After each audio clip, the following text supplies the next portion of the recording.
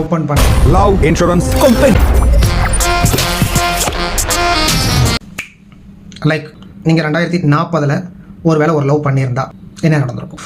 So 2040 நீங்கள் ஒரு வேளை லவ் பண்ணியிருந்தா அதுக்கு ஒரு ஆப்னு வந்திருக்கும். அந்த ஆப்புக்கு பேர் LIK. ஸோ அந்த ஆப் மூலிமா தான் நீங்கள் உங்கள் லவ் எக்ஸ்பிரஸ் பண்ணுவீங்க. உங்கள் ஆப்போசிட்டில் இருக்கிறவங்க அதை அக்செப்ட் பண்ணுவாங்க. அப்படி தான் இந்த உலகம் இயங்கும் 2040 அப்படின்னா அதுக்கு பேர் தான் லைக். ஸோ மூவி அதை தான் இங்கே சொல்ல வரேன். நம்மளெல்லாம் நம்ம அப்பா பார்த்தா வளர்த்துக்கிறாங்க, ஆனால் அதுவே ஃபோன் தானே வளர்த்துச்சு. சென்சி அண்ட் சென் ஆல்ஃபா, அதாவது internet, YouTube, smart phone, social media, Instagram, reels, shorts இதெல்லாம் யூஸ் பண்ணுறது நீங்களாக இருந்தால் அதிகமாக இந்த படம் உங்களுக்கு ஒரு லைக் ஒரு ஷேர் வாங்குறது எவ்வளோ கஷ்டம் தெரியுமா?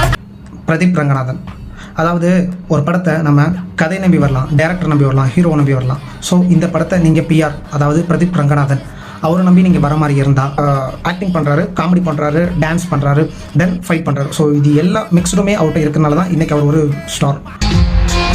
எந்த ஒரு ஆப்பாலி ஒரு ஹார்ட்டோட வேலையை செய்ய முடியாதுன்னு இந்த உலகத்துக்கு ப்ரூவ் பண்ணி நீ குப்பைன்னு சொல்லி உலகாரி துப்ப வைக்கிறதா.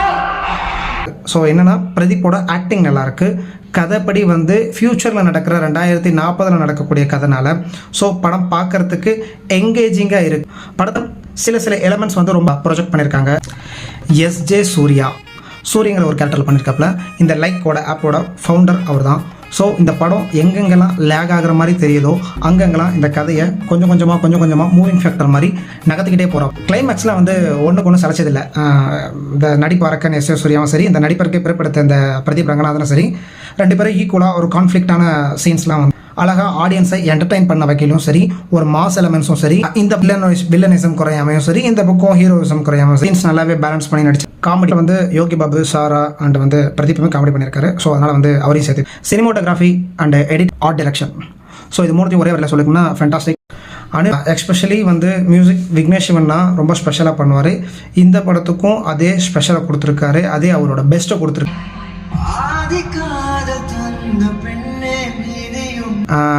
விக்னேஷ் சிவன் யாருன்னு கேட்டிங்கன்னா, கத்தி இல்லை ரத்தம் இல்லை ரவுடி தான், காதலிக்க நேரம் உள்ள ரவுடி தான்.